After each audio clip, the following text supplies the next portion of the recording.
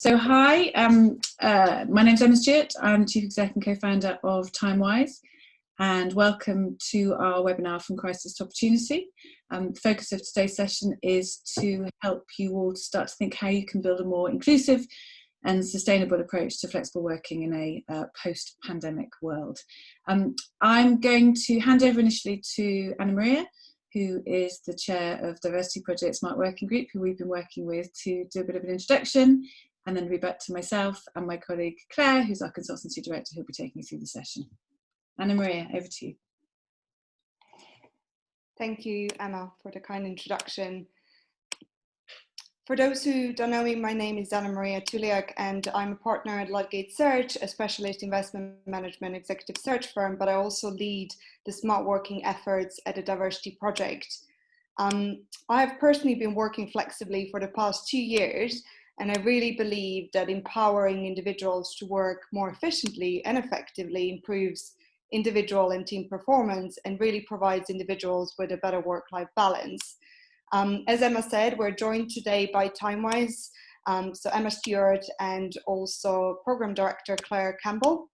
We're delighted to be partnering with Timewise on today's webinar, which has been specifically tailored for the Diversity Project member firms to really discuss practical suggestions for workplaces post-lockdown to maximize both employees' engagement and performance through new ways of working, whilst also driving efficiencies. We have a 20-minute slot planned for an interactive discussion towards the end of this session. To provide with a bit more background, Smart Working Workstream's mission is to really promote flexible working within the industry to really encourage attraction and retention of best and most diverse talent, and to ultimately nurture inclusive workplaces. This includes flexibility in location, working hours, and also contractual flexibility. This way of working really enables us to support individuals to remain within the industry throughout all life events and cultivate an inclusive multi-generational workforce. COVID-19 and the current forced default working from home has majorly accelerated our agenda for flexibility, proving that flexible working works, even in our industry. It is, however, important to acknowledge that we are operating in exceptional circumstances which don't fully support flexibility and have their limitations. We are, for example, obliged to work only from one location, and from our conversations with our member firms, a large number of employees still don't have a suitable working setup and are juggling a number of demands. Looking into the future, we believe that for our industry leaders, an innovative action plan for flexible working is imperative, as reviewing savings on office infrastructure and also environmental sustainability. So to support our members in these challenging times, we have prepared a number of top tips and resources. So please visit the COVID-19 response page on the Diversity Project website to find out more. In the coming weeks, we will be sharing interviews from our New Ways of Working series, where firms will also outline their biggest learnings from this period. But also, I should mention that if you would like to be featured in this series, please feel free to get in touch with me by email. We also have a New Ways of Working webinar planned for 24th of June. So please save the date and we will share the details with you soon. Some of you might have joined us for the Diversity Project and Timewise partnership launch event in November last year, when we announced our program to shift the dial on flexible working practices within our industry. The program is supported by our founding partners, AXA Investment Management, Aon, Fidelity International, and St. James's Place Wealth Management. And we would really like to use this opportunity to thank them for embarking on this journey with us. Emma will kindly provide us with further insights into this program, including our initial key findings and recommendations today.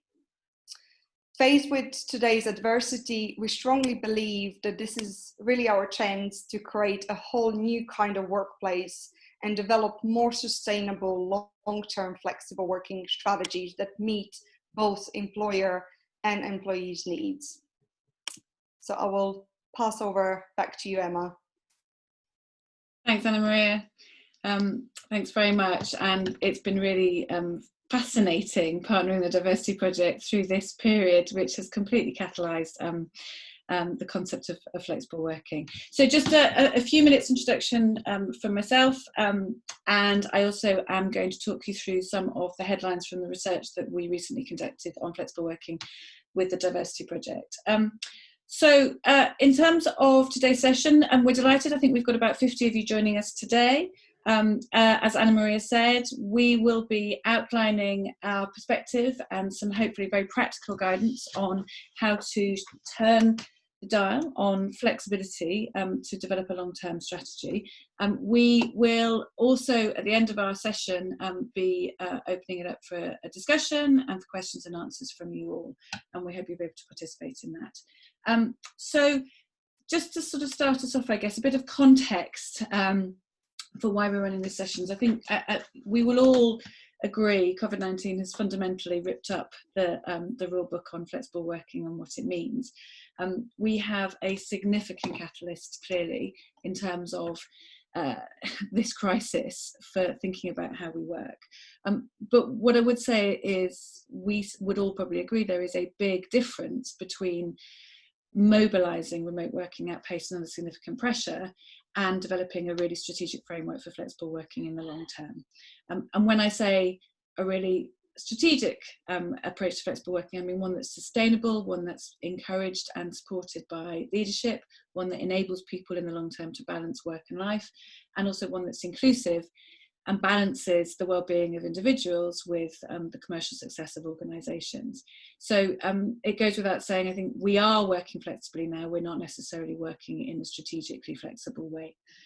And obviously, we want to help you to start think through what that shift from what we are doing now to where we want to get to means and how we can achieve it. And the shift that we would say at Timewise involves leadership commitment. It means a shift in organisational values and behaviours, and it also encourages and means a shift in management capabilities as well.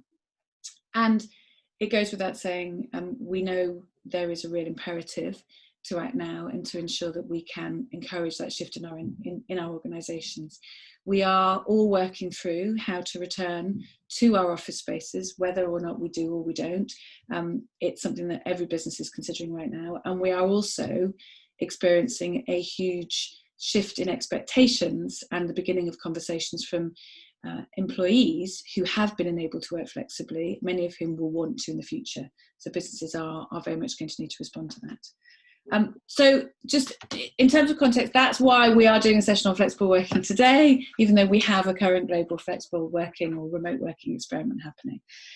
A little bit on Timewise, just as context. So Claire, can you take me through the slides? So that's a bit about today.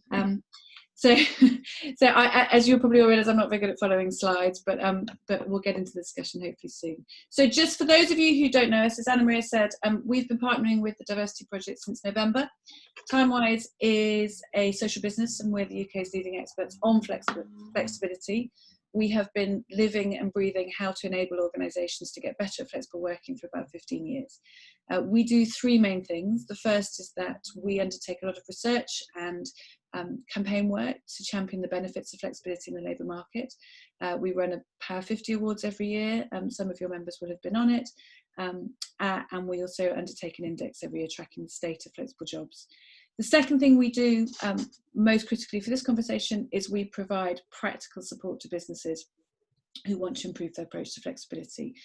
That can range from change programmes through to providing training to managers and managing flexible teams, through to organisational frameworks, through to leadership workshops to effectively help you to turn your approach from being very reactive to flexibility and people asking and then being offered, through to, as organisations, having a proactive, mature approach to flexible working that will benefit both your people and your business. And then the last thing that we do is we run our own job sites. So we operate a job site for anybody who wants their next job to be a good quality and flexible one.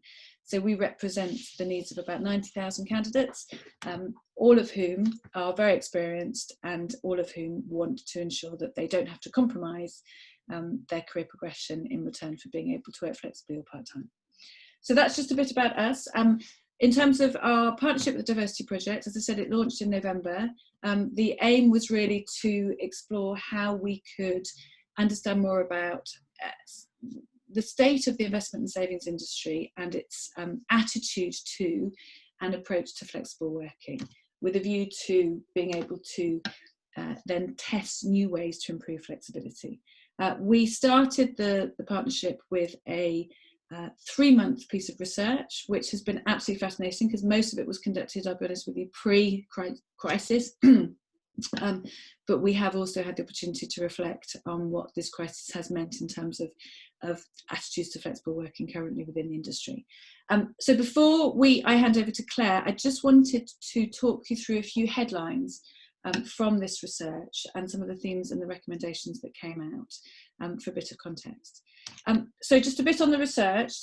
It was a qualitative piece of analysis, and we interviewed a number of industry leaders and also people working in investment and savings across a range of different levels, some of whom working flexibly, some of whom not, because what we wanted to try and understand was really what are the barriers to improving flexibility. And as Anna Maria said, we were very lucky to be supported in this approach, and we participated and interviewed a number of organisations from our 4 pioneer partners. So just in terms of the themes, Claire, if you can go to the next slide. I'm just going to touch on these, and I should say that the full summary of the research is available on the Diversity Project website for anybody who is interested, and there's a number of articles there as well. I'm just going to draw out 4 main themes from the research, and then briefly touch on our recommendations. The first theme is around perception of flexibility in investment and savings industry. We started the research because there's been a recognition, and obviously it's the raison d'etre for the Diversity Project and the Smart Working Group in particular, that the investment and savings industries is slightly behind the curve on its approach to flexible working compared to other industries. What we found from the interviews that we conducted is that's certainly sort of acknowledged by those we interviewed. Some reflections were that there's very much a sense that even pre-COVID-19, remote working has been very much available, but other forms of flexible working less so. And there are some very sort of underlying issues around kind of, I guess, culture and behaviours that have precluded a faster approach towards flexibility. And part of that's also been driven by a relatively low turnover, obviously, in the industry for people who come in and who often stay and progress. And we know from all of our wider research that actually industries that have a high level turnover will often have a higher level of I guess, input into different approaches to evolving workplace practices and strategies. So what we discovered, I guess the second point I draw out, is there is a stigma when it comes to flexibility. It's available, but it's mainly when people ask for it. And there is still an assumption that having flexibility in how you work is potentially career damaging. What we identified was very much a culture of presenteeism. Interestingly, that has persisted even through lockdown. So even though people are working fully remotely, there are in some instances still a sense of needing to be seen, needing to be delivering, and we recognise that there is quite a long hours culture within the industry, partly due to operational imperatives and partly due to culture. The challenge with having a certain stigma about flexible working being slightly career damaging is that often what happens is individuals don't always ask because they are, rightly or wrongly, of the assumption that it may well preclude their ability to be seen, their ability to progress, and we know also their ability to enhance their packages and bonuses. What we also heard and saw was that because a conversation about flexible working is often not proactively raised within organisations by managers, you effectively end up with a bit of a non-conversation.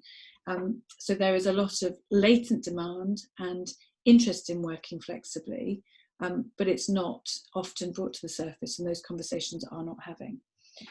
The third thing to just sort of draw from that is that where they are happening and where people are working flexibly, it's often hard won. And what I mean by that is that we have seen those who have been able to negotiate good flexible working arrangements, whether that's part-time or fully remote or a combination of all of those, are often individuals who are what we would class as sort of star managers, particularly in kind of front-facing, client-facing roles. And there's often a reason for that. Those roles, as you will all know, are often incredibly autonomous, and people have a lot of control at that level as to how they work, and therefore are highly valued and also highly able to negotiate and manage their own working patterns. The challenge, and what we saw and what we heard, is that often, whilst senior level roles and individuals are able to negotiate flexibility, it's not, and also I have to say those with caring responsibilities, it's not necessarily consistent across organisations. So younger, more junior members of staff, new entrants feel less able to have those conversations, and it's less of a culture and a sort of visible environment where they feel that it's going to be available to them as well. Then the final point just to raise is that there is a big difference, and it goes without saying, between remote working and other forms of flexible working. So part-time working does not happen very often in the industry. The rate of part-time working versus other industries is absolutely below the national average. We estimate it's under 10% at the moment of those in the investment and savings industry. And part of the reason for that is that in order for people to work part-time, a job has to be redesigned. So there has to be an expectation that to work 4/5, you have to deliver 4/5 of output. And what we saw, and again, this is not distinct to investment savings, but many other industries, is that often jobs aren't redesigned. Where people are asking to work part-time, there is often an assumption that they may still deliver the same amount of output. Now, again, that depends on different roles and different industry and different organisations that we spoke to. But that takes me back to the non-conversation, because there is a perception that if you want to go part-time, it will be hard to negotiate a reduction in output, and therefore often many people will perceive that they will be seen to be working the same number of hours but being paid less. And actually, if that is the case, then why would you negotiate part-time?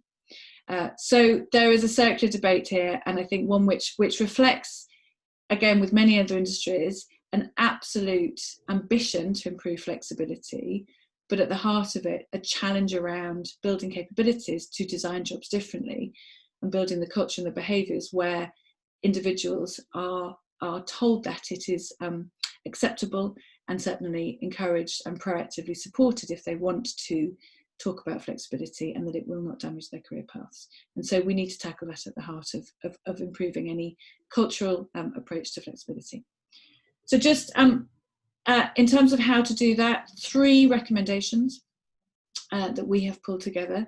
The first talks to a kind of proactive approach, which is that we recommend that for an organisation to take a more mature approach to flexible working, it's really essential to clarify your offer and your expectations.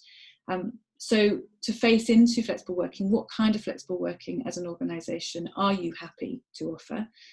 We know you will all have good flexible working policies, but what's encouraged and what is acceptable and what is your vision? So being able to clarify, particularly now more than ever going forward, are you as open to part-time working as you are fully flexible remote working? If so, how are you then supporting individuals to have those conversations? And not just having a policy, but having a really clear strategy where you are providing managers with guidance and support, which we hope some of the information we'll provide today will help you with, in order to be able to have that consistent approach. Secondly, the culture, as I know you will have all discussed in your own organisations, is obviously critical to this. Making sure that your leaders are able to walk the talk and role model, and making sure that where you have examples of people working flexibly and delivering high value business performance, you're able to draw that out. And then within that, also making sure that where you are articulating an approach to flexibility, that runs through your organisational frameworks. So making sure that you reference it at the point of hiring your recruitment strategies and in your interview process as much as you do at annual reviews and performance reviews. And then finally and critically, in order to do all of this, we also need to build capabilities amongst our manager team and within our HR teams to know how we can support and empower individuals and managers to encourage people to be able to work flexibly. So being able to train managers in flexible job design, being able to support them to manage teams working very differently in dispersed ways is absolutely critical to encouraging that consistent approach and support. Those are the 3 recommendations we have for the industry. They are 3 recommendations that we have for any industry. What I will now do is hand over to Claire, who is going to talk you through some very practical guidance and some insights from Timewise's work over the years to help you think through some of these strategies. And I should say, we will be opening up to questions at the end of Claire's session. If you have any burning questions, please do write in the chat box and let us know, and we will come back to them when we have the discussion. Thank you. Over to you, Claire. Thank you. Thanks, Emma. I have just noticed in the chat someone asking if this would be shared, and I know the full outcomes from this are shared on the Diversity Project website. That's so yes, if you'd like to read more about the research Emma was describing there and some of the outcomes from that, then that's on the Diversity Project website. Some of the stats I'm doing in the next little section around kind of making this practical and tangible are all included in a guide which we will be sharing with you all after this call. So hopefully some useful bits that you can take away both from that research we did within the industry and the piece I'm coming on to now, which is I think, you know, a sort of practitioner's guide to where would I start right now in supporting organisations with going on this journey with flexible working through the current time and everything that's kind of throwing up in the air, I guess, to cause us to revisit the ways of working we've got in place at the moment.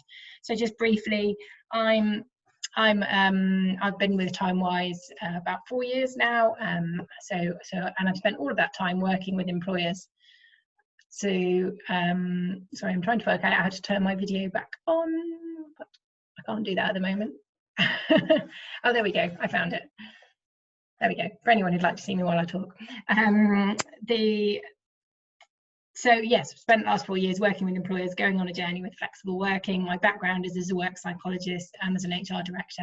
So I've been there, done it as a practitioner, and this will be my take on how I'd kind of go on a journey with organisations right now. Starting place as ever is that flexible working has benefits. And I think we all need to remember as we look to the coming months ahead, this is going to be an enforced way of working, and what we've been doing up until now isn't a natural way of working. It's you know, not typical flexibility, it's not typical remote working, and it's an extreme scenario. But we know, and early research in the last couple of weeks is already showing that it has an increased people's demand and desire to work flexibly longer term. So I've read studies about more than 70% of people say they want to retain some remote working going forward, and they never plan to go 5 days a week back to the office. And around 2/3 of staff would like a mix of remote and office working in the longer term. You know, wholly home working is not ideal or normal, but neither, you know, there's a strong desire to not go 100% back to the office. So we're going to have to learn to balance and deliver against that. But we also know there's a big financial saving for organisations here. So particularly, you know, thinking as people are replanning right now and looking at how we deal with the financial impact of this period of time, then recognising that there could be savings in terms of estate and productivity from working more flexibly is a really important point to make as well. You know, another reason we think it's really important that organisations are focusing quite consciously on ways of working right now are some of the potential pitfalls that the current time is throwing up. So firstly, and we're hearing this quite a lot, there's fear that it's extending people's working day. You know, if your home is also your office, your computer's always on your desk, how do people switch off? And we know that we need to help employees who struggle with this, particularly if they're concerned about job security. It's not healthy, you know, to be working those really extended days. So, you know, a manager's key here really ensuring that people understand they still need downtime, they still need to protect time when they're not available for work, and that's okay.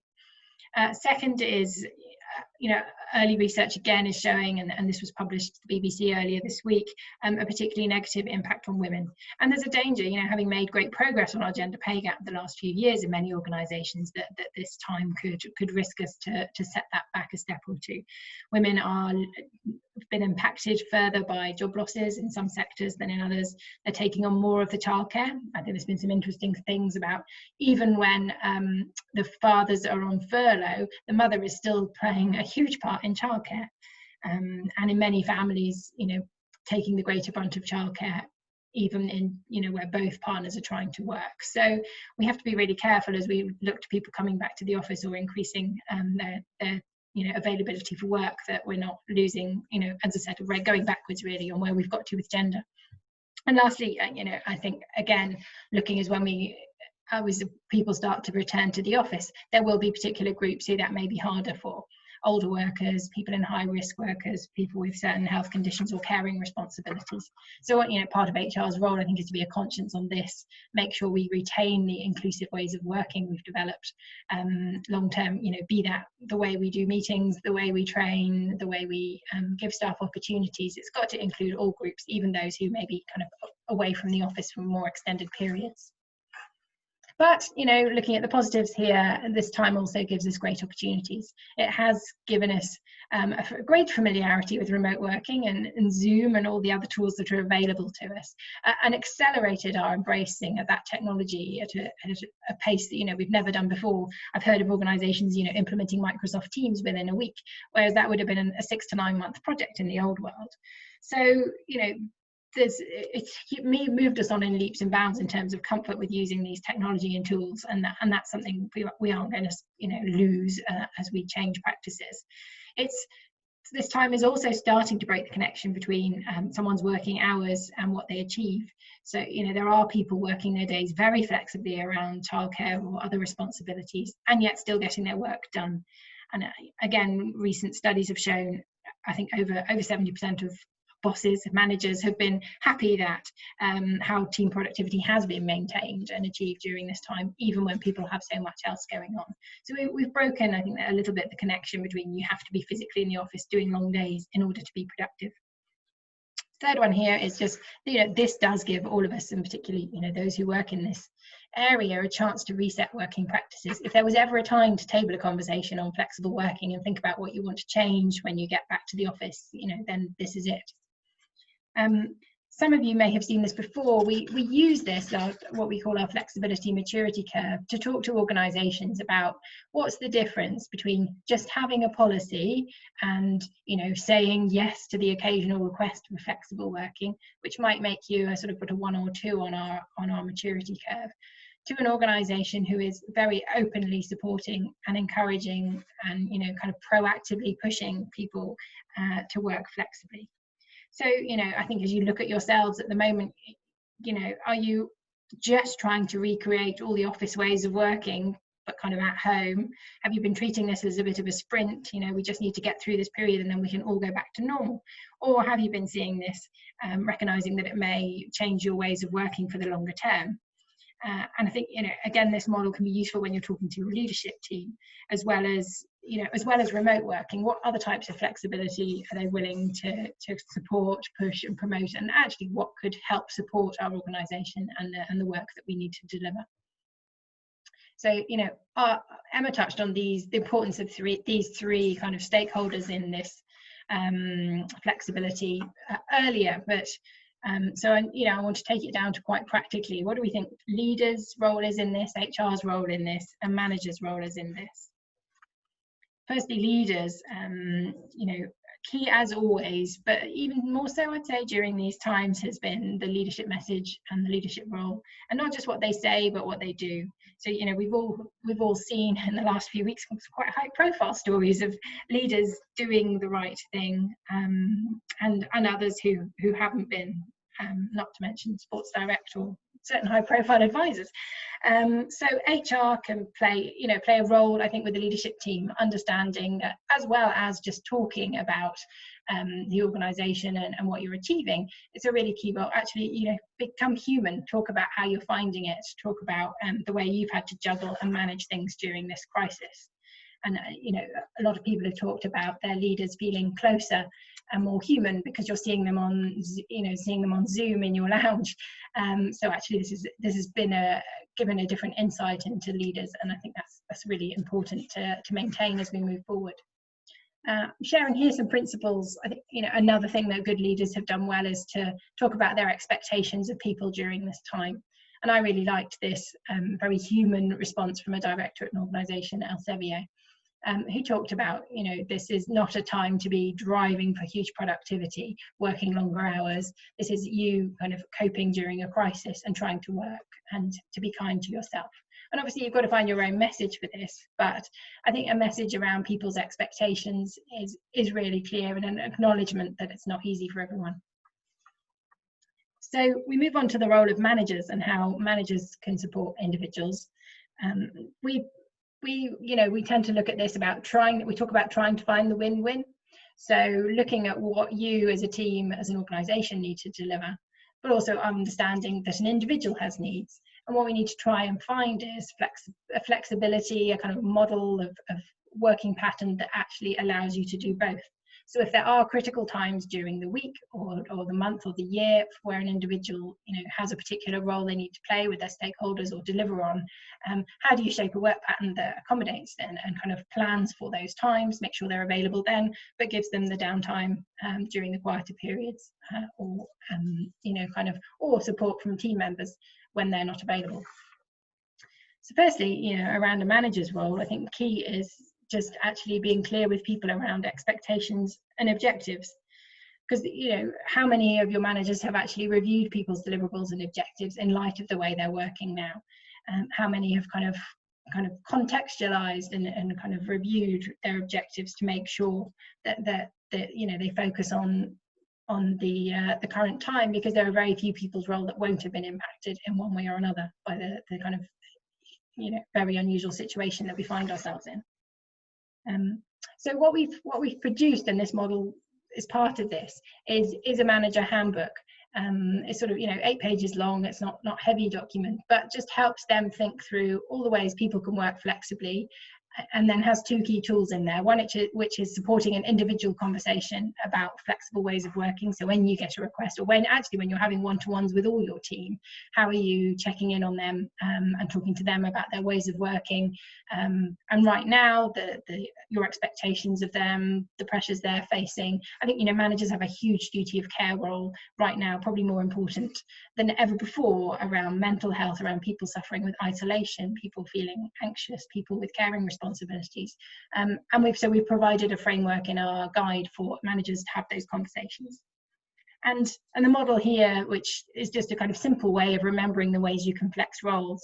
There are questions that support this in the guide, so you can help for your team look at how much you can flex on where. Okay, right now that's pretty set for all of us at home, but as we transition back, how often at home, how often in the office, any other locations people might want to work from, hubs, that's increasingly common, or coffee shops, wherever. So how much do you flex on the where? Secondly, when. So can you flex on when someone's working their full-time hours? So at the moment, people, for example, with childcare responsibilities might have to take a break to do a bit of homeschooling, but then work later in the evening. So how much of that flex can you allow, both short-term and longer-term? And thirdly, the part-time conversation. There may be people who want to work less, either for a short-term basis to take account of other caring responsibilities, or in the longer term. And are your managers equipped to have a conversation? And as Emma alluded to earlier, have a really good job design conversation to get part-time or reduced hours to work properly, because we all know it's a harder one to crack, particularly in this sort of sector. But it is possible. There are options, and it's a skill that managers and HR need to have. So that's a little bit about getting individual job design right. But the other thing we think it's really important for managers to be doing, and again we've put a tool for this in the guide, is to be talking with your teams around ways of working. So, you know, while it may be hard to accommodate one person's request for flexibility, actually, if you look across the team, have you got the cover there? How can the team support each other in a peer way? As you go back to the office, how are we going to organise that the right people are there on the right day, particularly if we need to social distance and split shifts and so on? So, you know, there's going to be a real skill in having great conversations across teams about ways of working to get this right and be really productive. The example here is from a project we did actually in a retailer, where it was getting teams involved in agreeing their schedules and ways of working. But we believe that this is the right approach in the vast majority of jobs. You know, none of us work in isolation, and actually coordinating with your peers, your teams, can give you greater resilience as well as greater flexibility to make sure people understand it and can cover for each other. So as a little bit, as I said, about both the importance of the individual conversation and the team conversation, and tools for those things are available in the guide we'll be sharing with you. But, you know, for HR, I think, you know, this is planning for the longer term. As we said, I've been talking to a couple of organisations recently whose return to the office plan is a 2-year plan. So this is not, you know, we're realising this isn't kind of, we're all going to be back in September. We could be, you know, looking at extended home working through to the end of the year and well into 2021. So as we plan on that basis, you know, our role at HR becomes to kind of find a framework that will work during the different stages of transition that we're going to go through. So, you know, great starting place, if you can do it, is survey or focus group. So actually talk to staff, understand what's working, what's not working so well for them, and what they're going to want in the longer term. So how many of your staff would like the option to remain working from home 2 or 3 days a week in the longer term, or to reduce their hours? And, you know, what options do you think you're going to need to put in your framework to attract and engage your staff? But the matching piece of that, looking at your services, you know, and what you're delivering, and assessing how flexible working can support that. I'm thinking there, you know, teams that work in other time zones are probably already working earlier or later to accommodate the time zones. There are other parts, particularly in finance, where you have peaks and troughs of activity during the year. So annualized hours might be a framework that works really well there. So, you know, think about your flexible framework for the future, those different ways of working that will work for both the service and for the individuals in your organisation. And if possible, integrate into the core HR processes. I think an important step right now, you know, all of us are going to have to review our performance management frameworks, our recruitment process, talent management, training, all of those kind of core people processes, in light of the need to offer those things more flexibly and remotely, you know, and we've got to take account of all of that in the coming months. You know, so it's been a challenging couple of months already for HR, but I think the job's not done until we've started to kind of accept that some of these ways of working are here to stay, and to build them into some of those key processes. So, you know, you'll find again on our website lots of examples of organisations who've gone on this journey, and the kind of actions they've taken to become, you know, a more mature, flexible organisation in terms of our maturity curve. So very tangible examples here. Lloyds Banking Group, for example, have an agile toolkit for all their managers, so that they can look at individual roles and agree which types of flexibility work in those roles.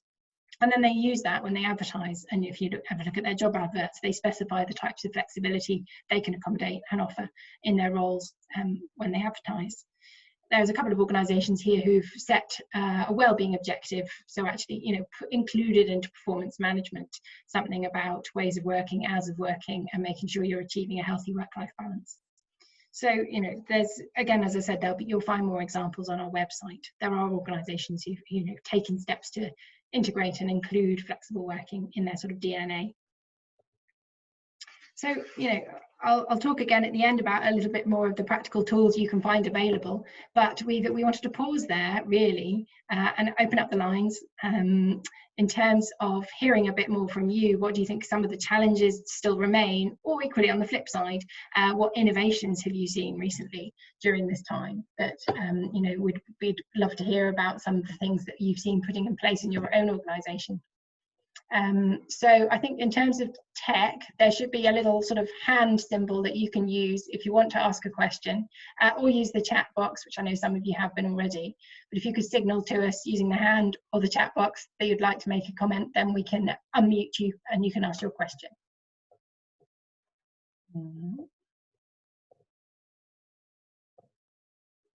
I should add as well, if anyone has any questions about the work we've been doing with the Diversity Project or the research, or for Anna Maria herself, please do let us know.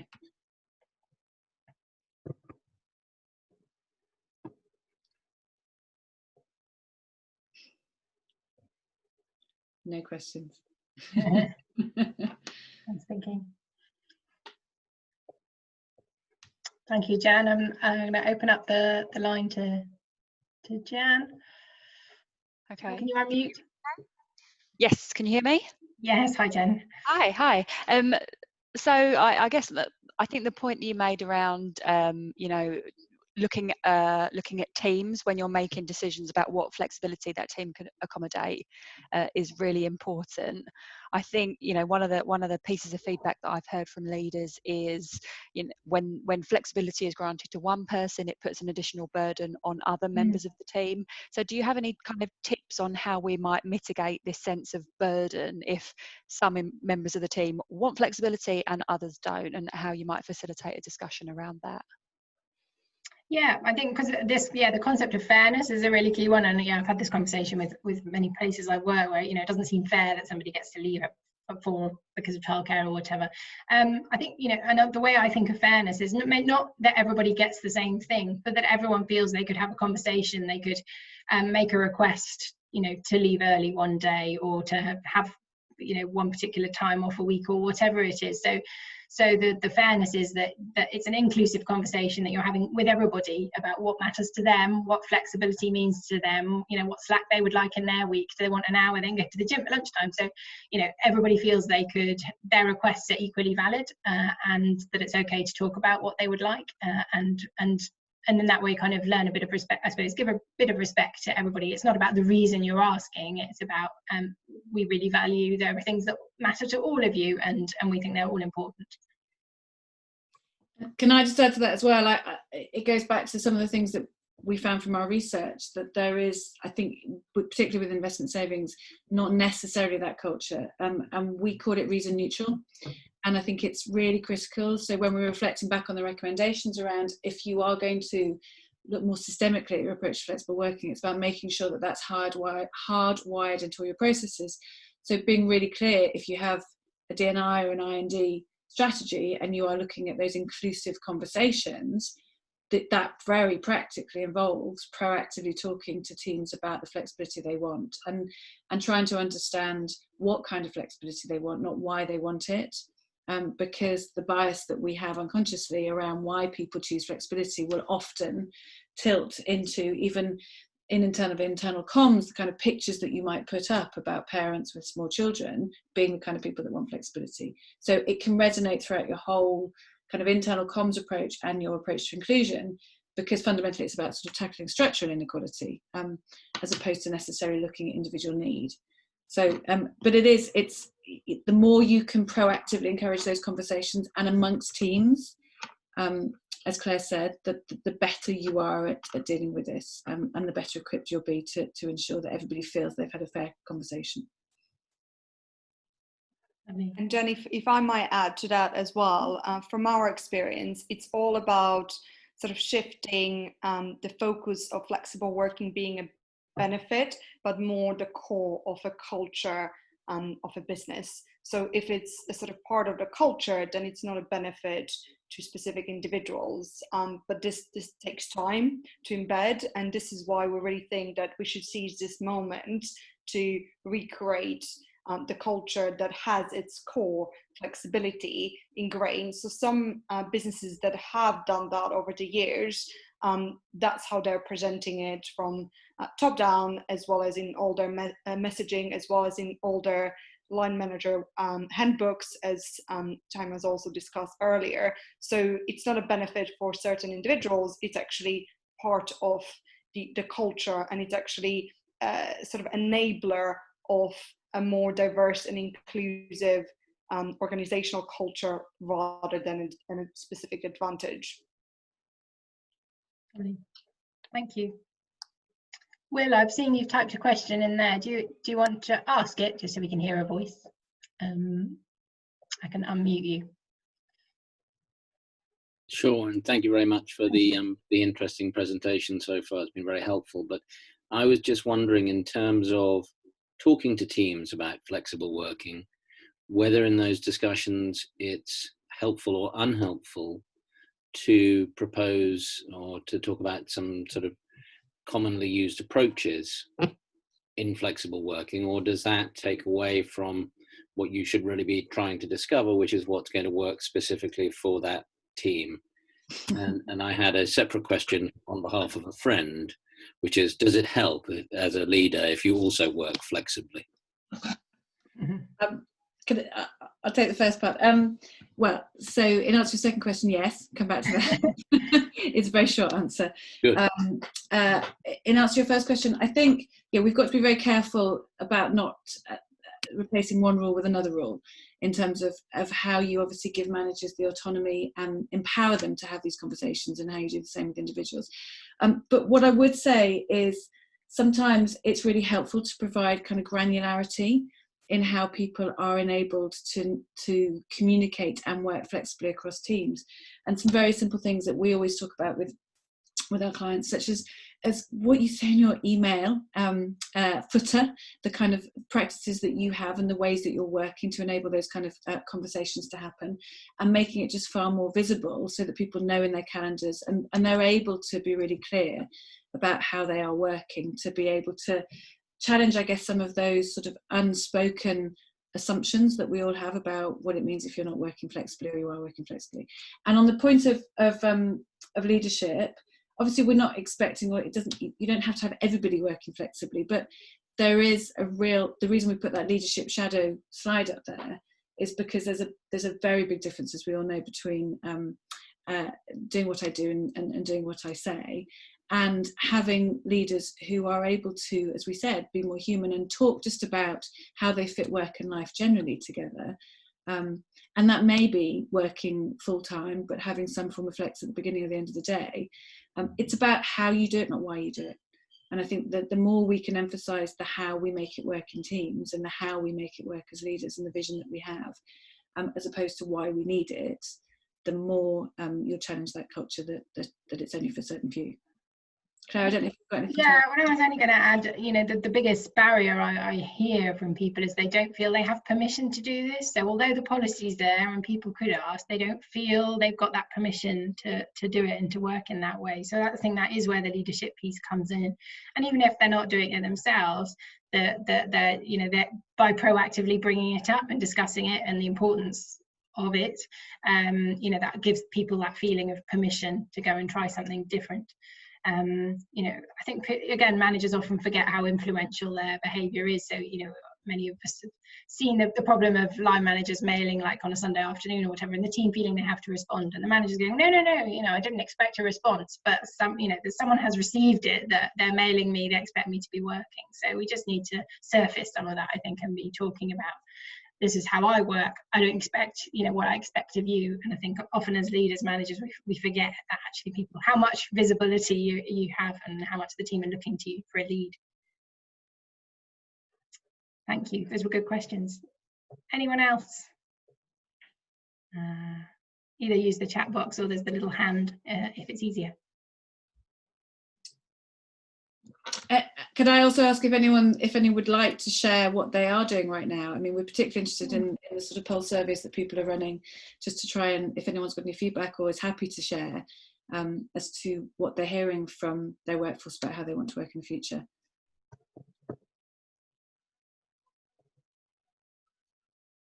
No one's prepared to share.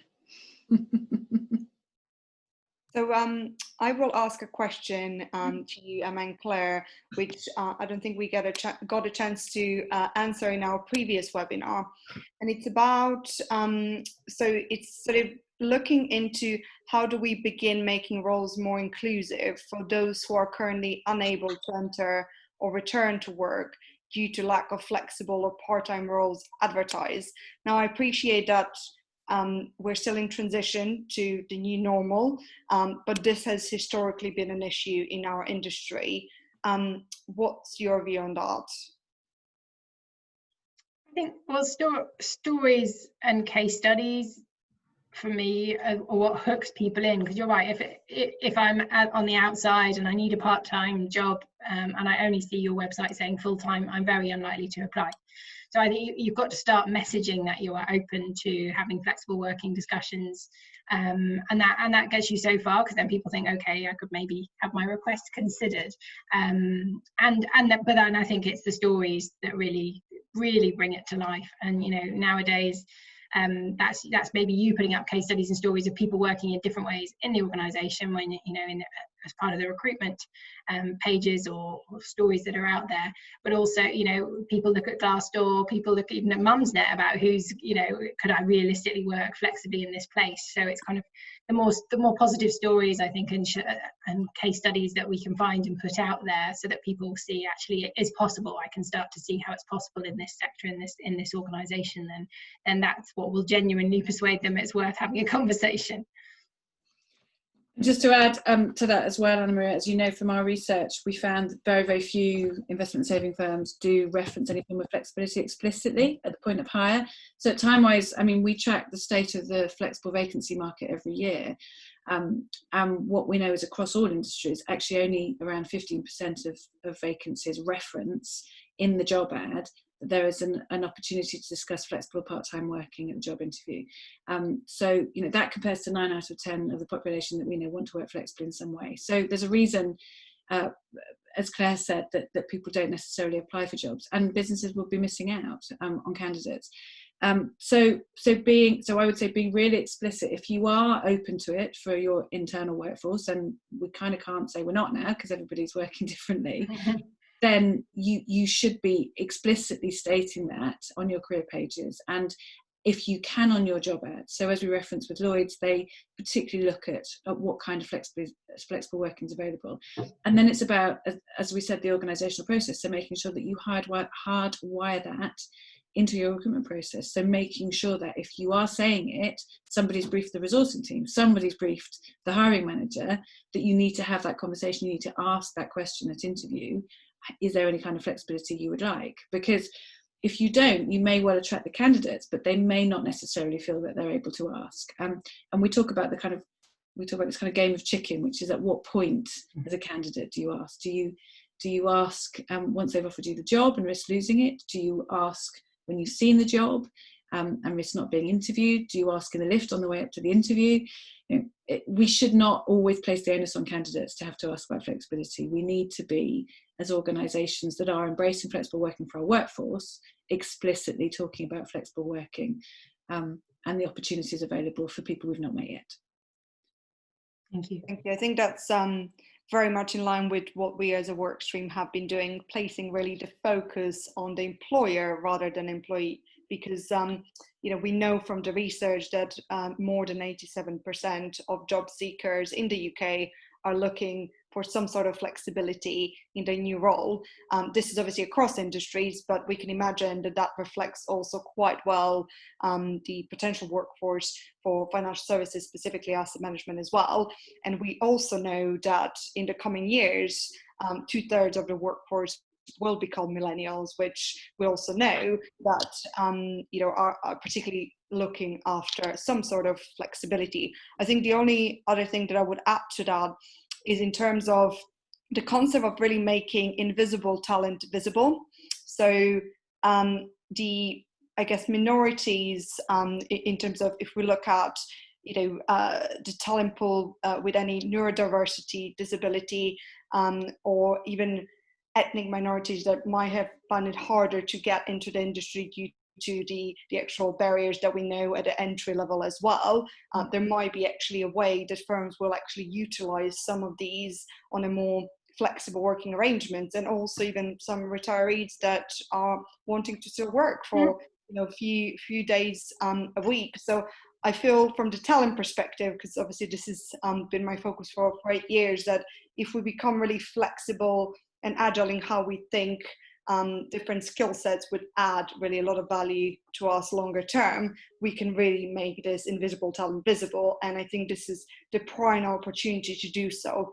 And I really believe that if we continue really using the traditional resourcing and recruitment strategies, that we will really miss on top diverse talent longer term. Definitely.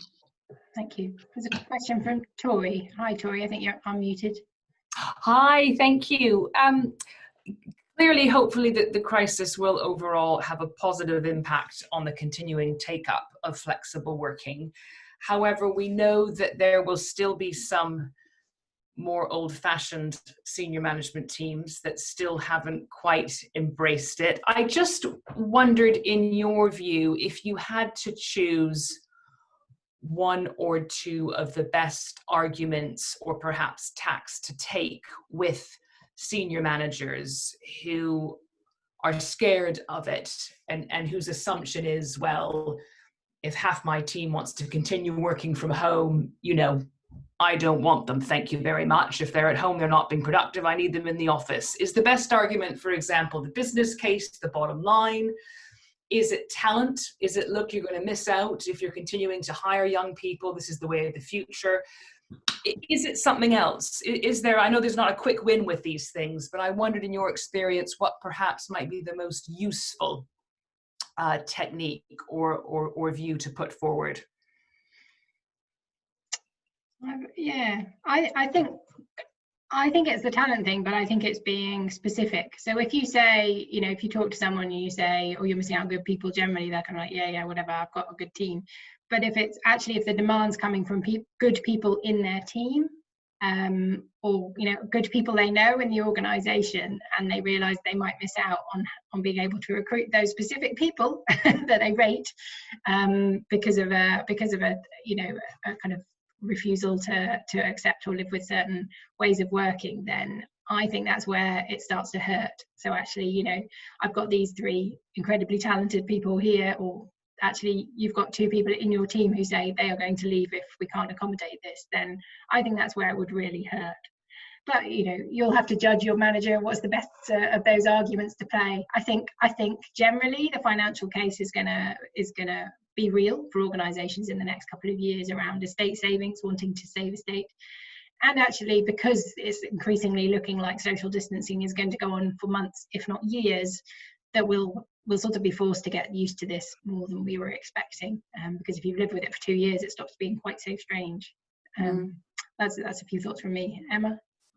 Yeah, I mean, I'd just add, I think what we know, hi Tori, I think what we know, thank you, it is that often managers fear the floodgate conversation. So there is often this sort of assumption that if I say yes to her and him, then they're all going to line up, and then it's not going to I have to say, we're in a climate where that's happened to a degree.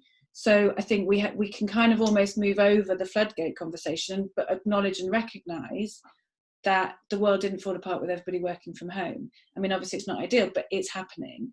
So I think once you can get over that sort of challenge, then it's about, as Claire said, it's the talent piece, and it's about helping them also, I think if they're in senior roles, to probably feel slightly exposed that if they aren't facing into this, then they are going to be quite exposed themselves and their organisation, because the world is now, you know, we're not talking about new ways of working now, we're talking about ways of working, and the world's kind of changed.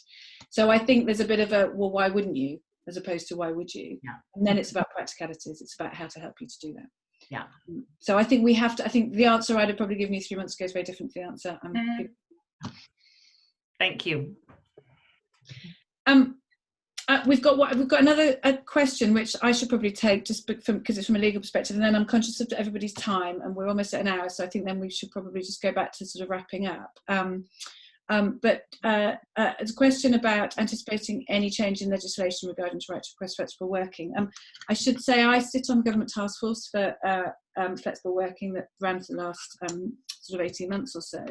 And we do quite a lot of work at Timewise advising government on different types of sort of flexible working and implementation. We are aware there has been rumblings. As far as we know, the employment bill is not due until next summer.